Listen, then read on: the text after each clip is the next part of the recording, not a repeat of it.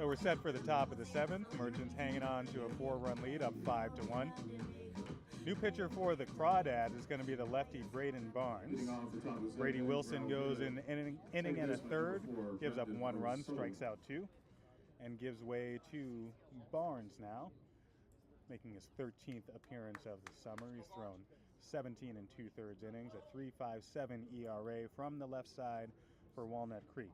They'll face O'Sullivan, Bollinger, and Nix, and O'Sullivan swings and misses at the first pitch for a strike. When Barnes came out, you just kind of said under your breath, Ethan, he's good. I did. There's a reason he was a CCL All-Star, and it's that stuff that he showed on the first pitch. Nasty breaking ball that looks like it stays outside to even the count. It really is that stuff that is the reason that Barnes got that All-Star nod. 31 strikeouts this summer to 6 walks, a 15.8 K per 9 for Braden Barnes. 1-1 is fouled back, but now O'Sullivan is behind in the count 1-2. 4th time up today for O'Sullivan. He has walked, struck out, and popped out to third base. Settling into that number 5 spot in the lineup for Alameda. Tough matchup here against Barnes. Here's the 1-2. Fastball stays down low. Not sure Justice was convinced, but count is even at 2.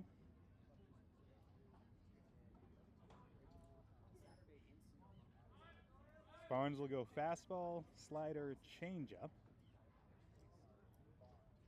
Formerly the number 3 ranked left-handed pitcher in the state of Arizona by perfect game out of high school, was number 14 overall in the state. Committed to Arizona State, and he's been good for the Sun Devils so far.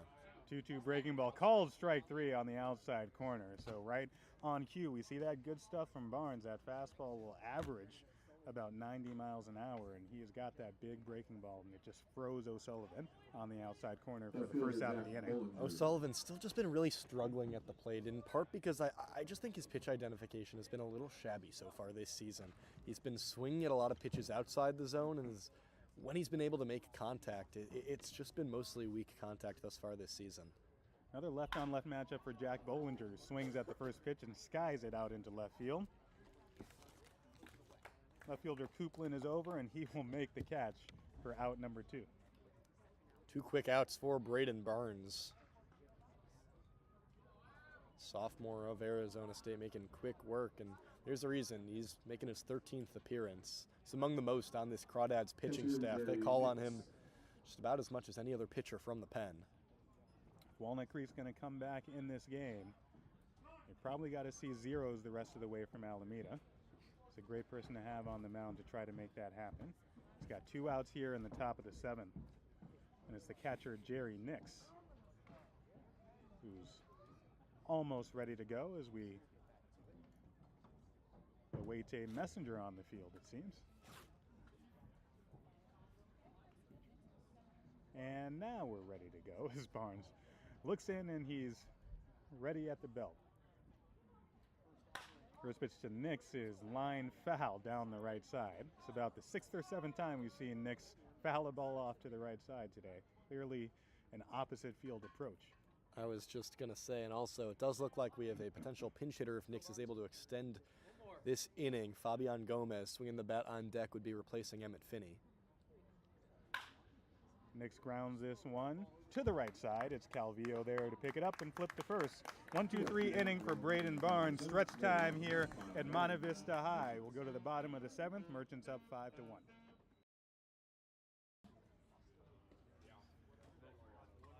Almost set to go for the bottom of the 7th. Second inning of work for Cole Ehrhorn. He went 1-2-3 in the 6th inning. And it looks like we are not actually almost ready. Ehrhorn's taking a few more warm-up pitches. Late getting the catcher out there. So as we finish, we'll recap. It's gone Borelli, Fenton for 3 innings, and now Ehrhorn. Coach Fairfield often using multiple pitchers to try to piece things together. Second game of that San Luis Obispo series. It was 6 pitchers he used in that close game. And 3 so far, all 3 have been effective for Alameda. It'll be Taylor, Leininger, and Coupland for the Crawdads. And now we are just about set to go. Taylor, a left-handed hitter, his 3rd time up. grounded into a double play his first time and grounded out to second base his second time. The first pitch here is a fastball taken on the outside corner for strike one.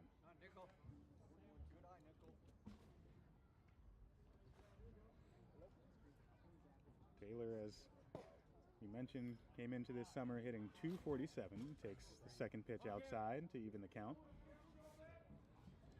Briefly mentioned his time at Andrew College in Georgia, playing some JUCO ball back in 2024. 1-1 is grounded right back to Ehrhorn. He'll flip over to first for the first out of the inning. I want to complete that thought on Taylor. All over the record books at Andrew College for his season. Fifth all-time in home runs, third all-time in triples, sixth all-time in total bases, slugged .595. So if you're the Crawdads looking for some players to step up in this lineup, we're hoping you can count on Cam Taylor, but that time he grounded out back to Ehrhorn. So it'll be one out here in the bottom of the seventh for Riley Leininger. 4 straight retired for Ehrhorn, and you mentioned the multiple pitchers approach. That being said, every game this week, last week of the regular season, down 1 going into the week in terms of playoff positioning, every game is a must-win, but with 6 games in 6 days, you have to be thinking about how you utilize, when you utilize, how long you utilize a lot of these guys. It's something that TC Fairfield has to be cognizant of. Got to approach it as a 6-game, week-long set. First pitch to Leininger is swung on and missed for strike one. One of the positives from that first game in San Luis Obispo was it was a big bounce-back start for Jaden Bitter. If there is a pitcher they rely on to eat up some innings, it's him.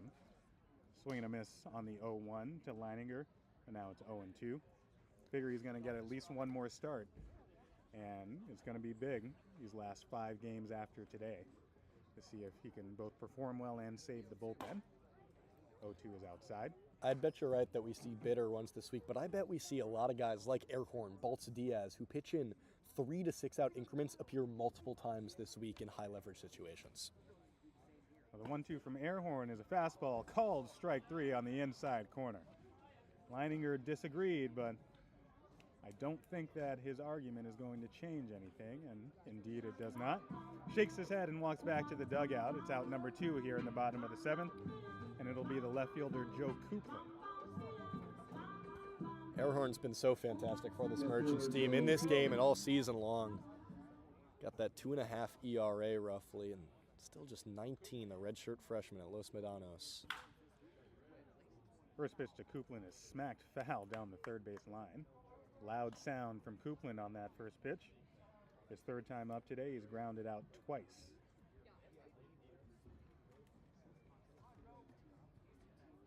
He awaits the 0-1 from Ehrhorn.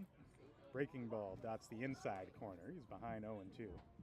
All the way back on June 6th, if you can even rack your brain to remember that game, Joe Coupland homered against this Merchants team off Dominic Brasesco. So the Merchants staff, they definitely remember what Coupland can do. Here's the 0-2 from Ehrhorn. That one's outside in the dirt. 1-2.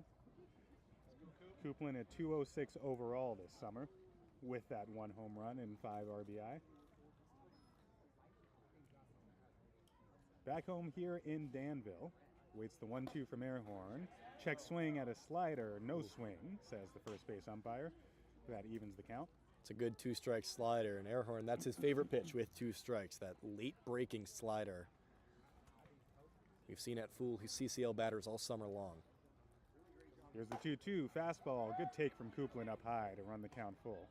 See the game plan from Ehrhorn to play with that eye level. The fastball up and in, and the slider down and away.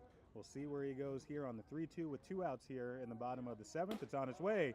Slider called strike 3 on the outside corner. Beautiful work in the bottom of the 7th from Cole Ehrhorn. He goes 1-2-3 and strikes out the final 2. And we will go to the top of the 8th. Merchants still ahead 5-1.